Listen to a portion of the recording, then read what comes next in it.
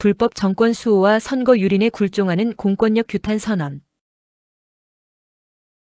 국가의 공권력은 국민의 생명과 안전을 보장하고 헌법과 법치주의를 엄격히 수호하기 위해 주권자인 국민이 위임한 신성한 권력이다.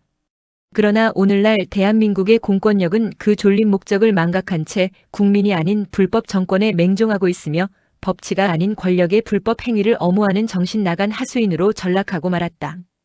현 정권이 원천적인 불법 정권인 이유는 지난 2017년 3월 10일 헌법재판소가 온갖 절차적 위법과 편견에 사로잡혀 감행한 박근혜 대통령에 대한 불법 탄핵에 뿌리를 두고 있기 때문이다. 당시 내려진 대통령 파면 선언은 아무런 법률적 효력도 갖지 못하는 실체 없는 선언에 불과하며 법리적으로 탄핵되지 않은 박근혜 대통령만이 지금도 여전히 대한민국의 유일한 적법 대통령이다. 그럼에도 불구하고 117만 공무원과 50만 국군은 이러한 헌법적 정의를 알고 있으면서도 권력의 칼날이 두려워 침묵하거나 눈앞의 사익을 위해 불법 정권에 복종하는 기회주의적 행태를 보였다. 이렇듯 첫 단추부터 불법으로 출범한 권력의 연장선상에서 사법부의 독립성은 처참히 짓밟혔고 언론의 입은 통제되었다. 심지어 선거관리위원회와 같은 독립된 헌법기관들마저 정권의 시녀로 전락하여 자의적인 무단 통치를 휘둘러왔다. 급기야 최근 치러진 2026년 6.3 지방선거에서는 주권자의 신성한 표를 담아내야 할 투표용지조차 제대로 보장하지 못하는 반헌법적 선거 유린 사태까지 발생하였다. 이는 현 정권이 헌법적 정당성을 원천적으로 상실한 권력임을 스스로 증명한 것에 다름없다. 이러한 상황에서 검찰, 경찰, 군, 그리고 사법당국의 엄중한 책임을 묻지 않을 수 없다. 이들이 가슴에 단 흉장과 제복은 불법 정권의 사냥개가 되라고 국가가 부여한 것이 아니다. 법을 집행하고 총칼을 쥔 자들이 권력의 눈치를 보며 진실에는 눈을 감고 도리어 불법을 옹호하는 방패막이 역할을 자처하는 현실은 참담하다. 과거 4.15 부정선거 시위 현장에서는 정권의 하수인 노릇을 강요받던 경찰조차 분노한 민심 앞에서 시위를 저지하지 않고 돌아설 만큼 최소한의 민족적 양심과 정의를 저버리지 않았다. 하물며 더 높은 시민의식을 요구하는 2026년 오늘날 공권력은 과거 독재 시절의 말단 경찰보다 못한 양심으로 정권의 안위만을 비호하고 있다.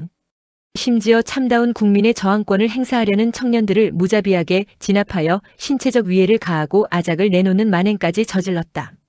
이처럼 불법 정권을 수립하고 국민을 속이며 억압하는 것은 물론 민주주의의 근간인 선거 유린을 방치하고 돕는 공권력은 더 이상 대한민국 국민의 공권력이라 부를 수 없다.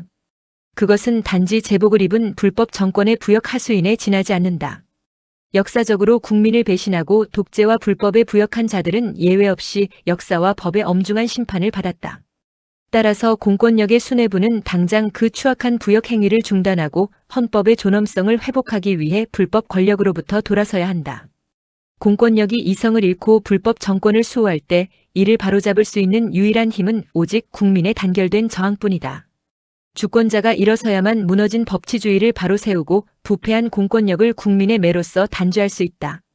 통치행위라는 형식적인 궤변으로 국민을 기만하는 불법 권력과 그에 굴종하는 공권력을 향해 국민의 분노를 똑똑히 보여주어야 한다. 이에 대한민국 국민의 이름으로 요구한다. 첫째, 불법 탄핵으로 출범하여 사법부와 선거를 유린한 불법 정권은 즉각 국민 앞에 사죄해야 한다. 둘째, 불법 정권에 복종하며 법치를 파괴하는 정신 나간 공권력은 부역 행위를 즉각 중단해야 한다. 셋째, 위대한 주권자들은 하나로 결집하여 불법 정권과 그 부역 세력을 헌법의 이름으로 타도해야 한다. 권력은 유한하며 정권의 시녀들은 준엄한 심판을 면치 못할 것이나 주권자인 국민과 헌법적 정의는 영원하다. 국민이 승리하는 그날까지 멸공의 정신으로 끝까지 함께 투쟁해 나갈 것이다. 대한민국 헌법수호단.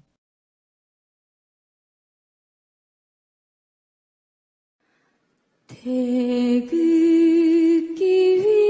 휘날리며 벅차게 노래 불러 자유대